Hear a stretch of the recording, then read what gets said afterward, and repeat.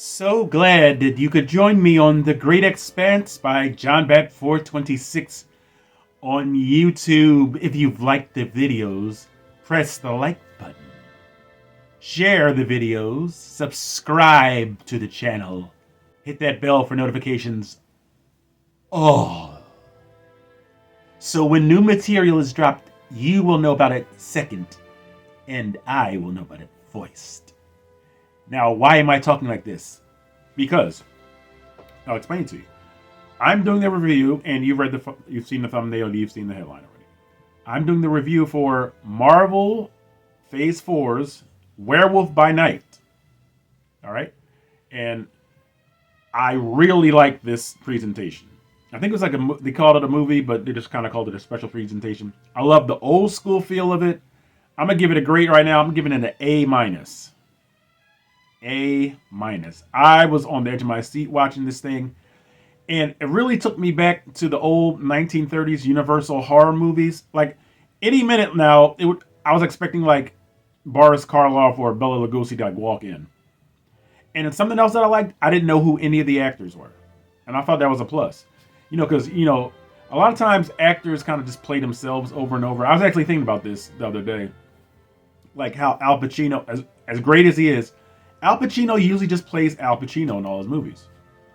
Robert De Niro kind of the same thing. These are the great actors, but they usually just wind up playing themselves. That doesn't diminish their acting ability at all, okay? But when they're unknowns on the screen, I'm really invested because now I can see through the lens of who the character they're playing is without having to look through their star power. You know what I mean? Like if Denzel Washington was in this, I'd be like, oh, look at Denzel. And then I would have to like slowly throughout the movie just like really get into his performance to hopefully not see Denzel anymore. But this movie was great. It had that creepy, spooky vibe to it, kind of a little over the top. But anyway, all these monster hunters meet up at a museum, and the man's name is Ulysses. I'm sorry, I have to look at my notes. I apologize. His name was Ulysses Bloodstone. Okay, and I'm hoping I'm getting that correct. And there are hunters that are from all different walks of life.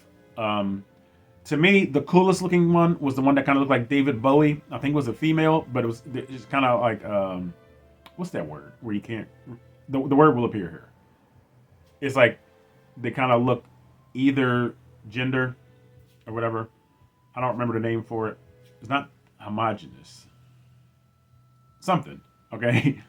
But to me, that was the coolest looking character. And I was upset because I knew that they were probably going to die or get taken out. And from my perspective, I was like, I bet these plain looking Caucasian characters are the ones that are going to survive. The lead, whose name was Jack, and Elsa, who was the daughter of Ulysses Bloodstone, who had recently died. And his I don't think it was his current wife, because it's not Elsa's mother, but I guess his concubine or whatever. She like had his corpse like play a recorded message. It's cool. It's really cool. And it's really eerie. And guess what it does that a lot of the movies that I review don't do well? It sets tone. Tone. Tone. Tone that I can get into. It's cheap sometimes. It's campy sometimes. It's cheesy. But overall, the tone is horror. And guess what? The name of the title gave away who the lead character is. I kind of knew right away, okay, well, Jack obviously is going to be turned into a werewolf. Okay? And that's based on a Marvel comic, too, Werewolf by Night. But to my surprise, another classic Marvel monster shows up, Man-Thing. Okay? And you'll see his picture either here or there. Okay? And, he is kind of closely resembling Swamp Thing from DC, but DC and Marvel, they make characters based off of one another all the time. So it's not a big deal. Like Namor, Aquaman, Hawkeye, Green Arrow, Man-Thing, Swamp Thing. Big deal. Tomato. All right. So seeing Man-Thing was a surprise. One little criticism I have, okay? I only wish that Man-Thing had been a big dude in a practical outfit. Because when he's running, at one point, it's like these well-measured steps. It's like, okay, that's CGI. All right? Didn't take me out the movie, okay? Or whatever it's called. But I was just like, I would prefer it if it was a person, and it's because a lot of the stuff is practical, and practical really works. Okay, the movie is shot in black and white.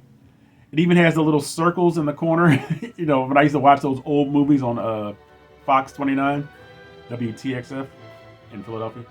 But it's like, I think when a scene would change or something, there's like a little white circle. It's very well done. Very well done. And so, basically, Ulysses Bloodstone, his last will and testament, basically, he wants all these monster hunters to participate, and I think it's an annual hunt, okay? And they have to retrieve this bloodstone, okay? And I do not remember what the bloodstone actually did. I don't know if it was just an heirloom of his legacy or if it actually gave you special powers. I don't remember. So these monster hunters, they go through the maze on the grounds of this campus where Bloodstone's museum is. Like, there are all these artifacts in there and stuff like that. And I was looking to see if there were any Easter eggs, and I don't think there were. Okay, but maybe there were, and maybe I missed them. Inform me in the comments, okay, if you've seen it. So they're on the grounds. There's this labyrinth outside, okay? And the monster hunters are kind of curious. There's one big Scottish guy that has this big old axe. There's a black dude who immediately reminded me of Blade, who's going to be played by Mahershala Ali. And Ted, when I first saw him, not Ted, I'm sorry, Jack. When I first saw Jack, I thought he was like a Jesuit priest. Because in the classic vampire movies, it's always like a priest, that has to like confront a Nosferatu or a vampire. But Jack is not a priest, okay? And then when he said that he had hundreds of kills, I said, okay, he's a werewolf. All right. So they're on the ground, and they're informed that the bloodstone is attached to a creature who I alluded to earlier, turned out to be Man-Thing. And when Man-Thing comes across Jack, who's the lead, he goes, Ted? And Man-Thing's like, and a lot of the story is told in Ted Man-Thing's eyes. And it's like, huh? He's like, what are you doing here? And they're like old friends. So he basically says, hey, the bloodstone is attached to the small of your back, whatever. He said you have to get out of here. You know what I mean? And I guess he's been doing this over and over, trying to protect Man-Thing from like these guys that want to kill monsters. It's because that's the idea. You have to kill Man-Thing and retrieve the bloodstone. So he hooks something up. And again, I saw this a few days ago, so if my recall is a little off, please forgive me.